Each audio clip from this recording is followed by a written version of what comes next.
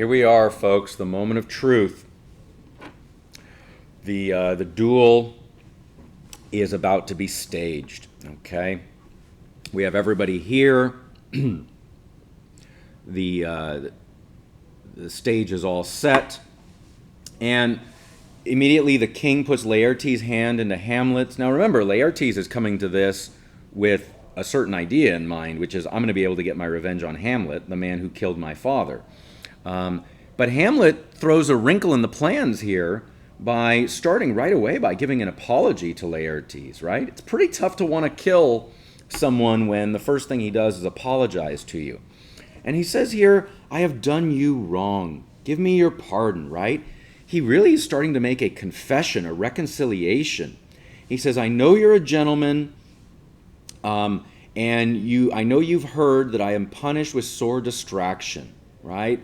So I'm sorry, Laertes. I'm distracted. Everybody knows I haven't been well, but I didn't mean to do this to you, right? And he blames his melancholy, and he says, look, if I did injure you, I proclaim it was madness.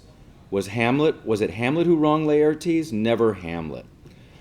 If Hamlet from himself be taken away, and when he's not himself does wrong Laertes, then Hamlet does it not. Hamlet denies it. Who does it then? His madness. So look what he's saying. He's saying, look, I'm sorry, but I really didn't mean to do this to you. I'm not to blame here.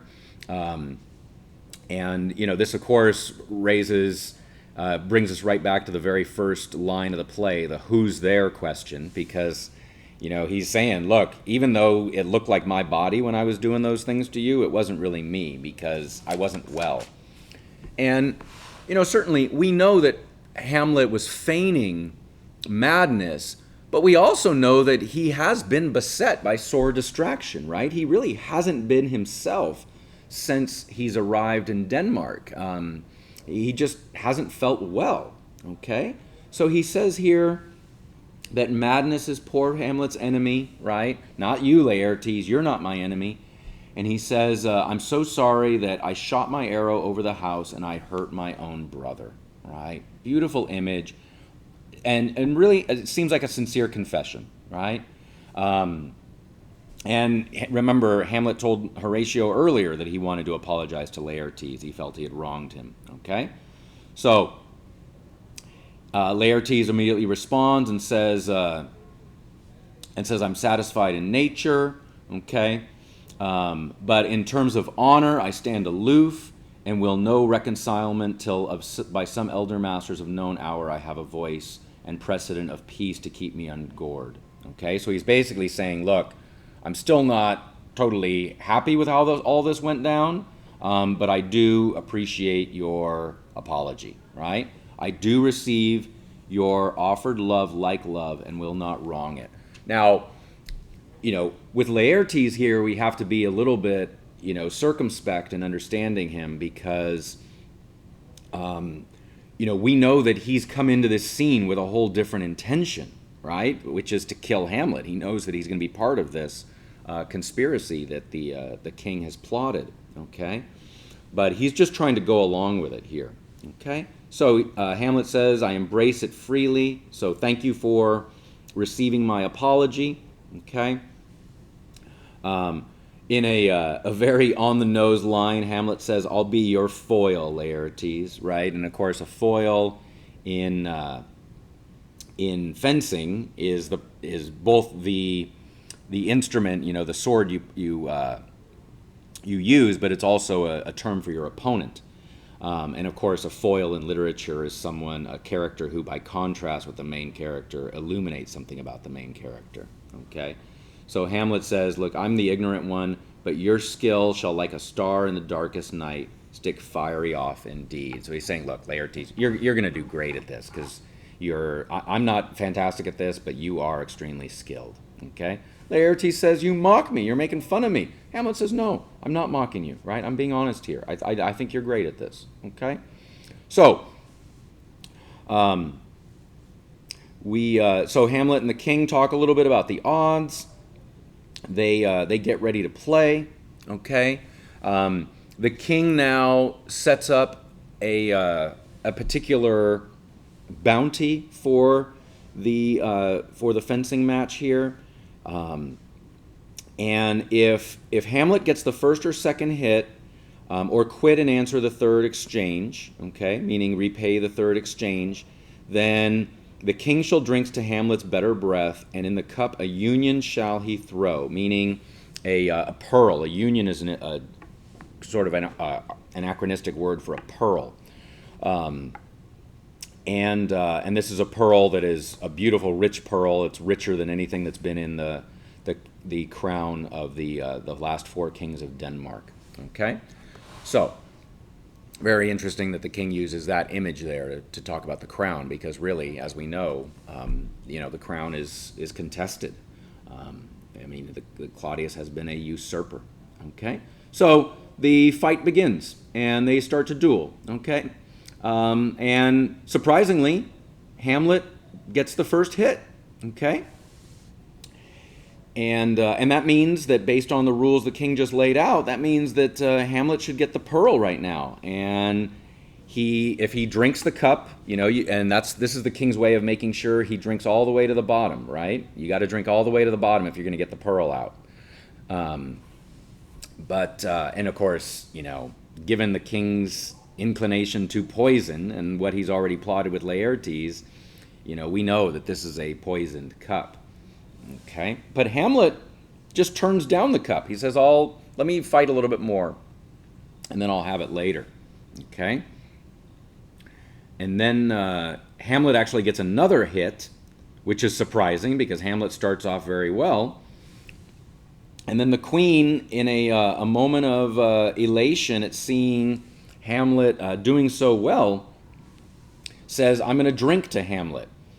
Now, this is obviously not in the stage directions, but it has to be this way.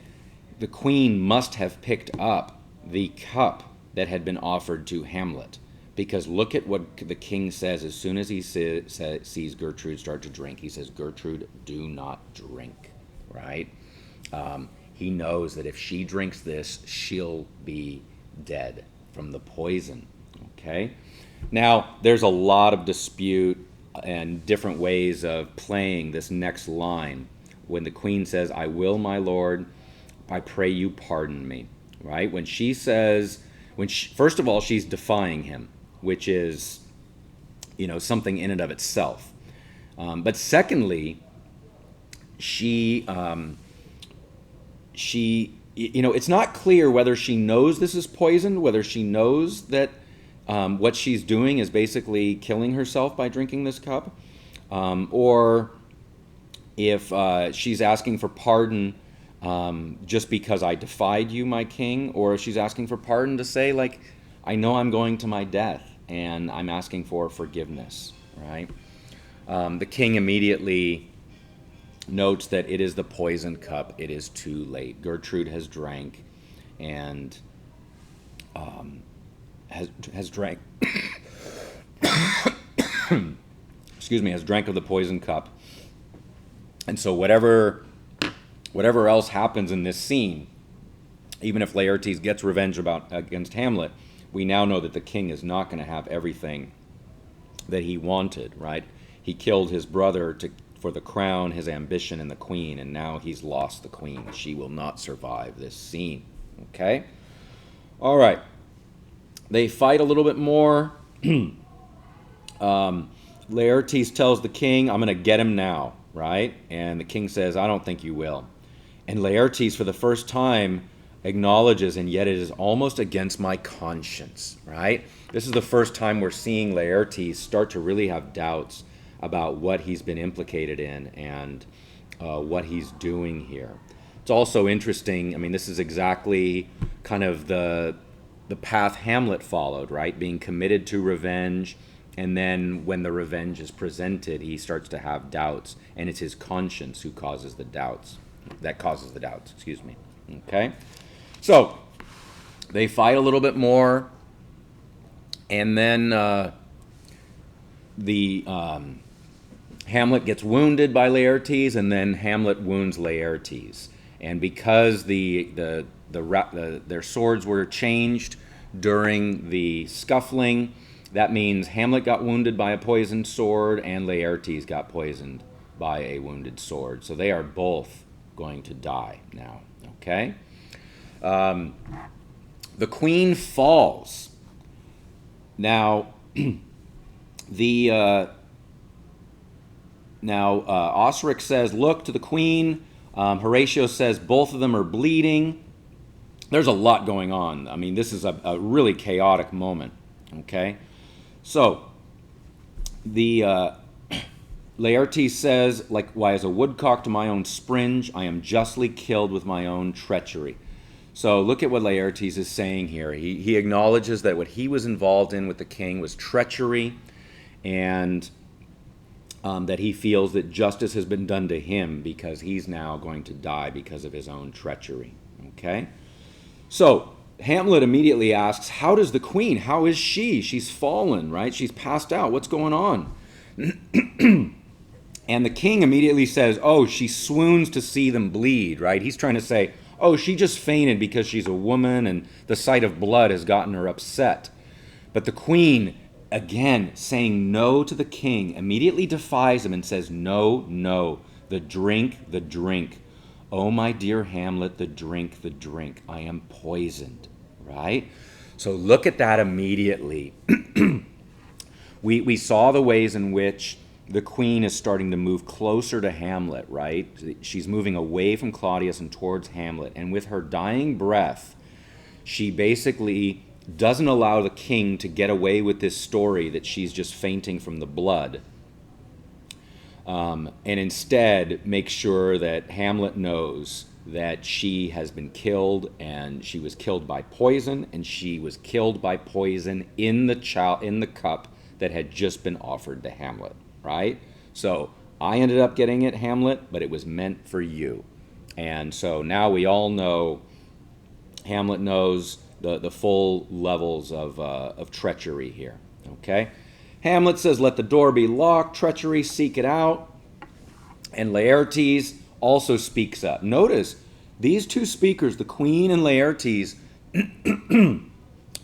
both ruin the king's plan. The king's plan was that both these two would just shut up and he'd be able to to move on with Hamlet being dead. Okay? So Laertes tells him, you are slain. There's no medicine in the world that can save you. You don't even have a half hour to live. The instrument that's killed you is in your own hand now, and that foul practice has turned itself on me. Here I lie, never to rise again. Thy mother is poisoned. I can no more. The king's to blame.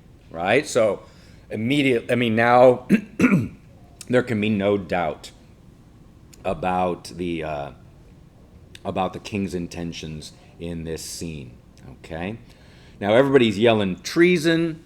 The king says, defriend me, after Hamlet hurts him, right? So Hamlet hurts him with the envenomed rapier. And so that's going to ensure that the king dies as well. Okay? But notice what Hamlet says to him. These are his words to the dying king. He says, thou incestuous, murderous, damned Dane, drink off this potion. Is thy union here? Follow my mother.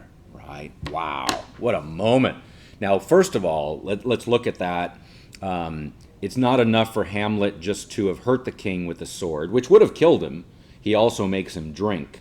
Okay? So it's kind of like a double poisoning. But he is, look at what he asks the king. Is thy union here? Right?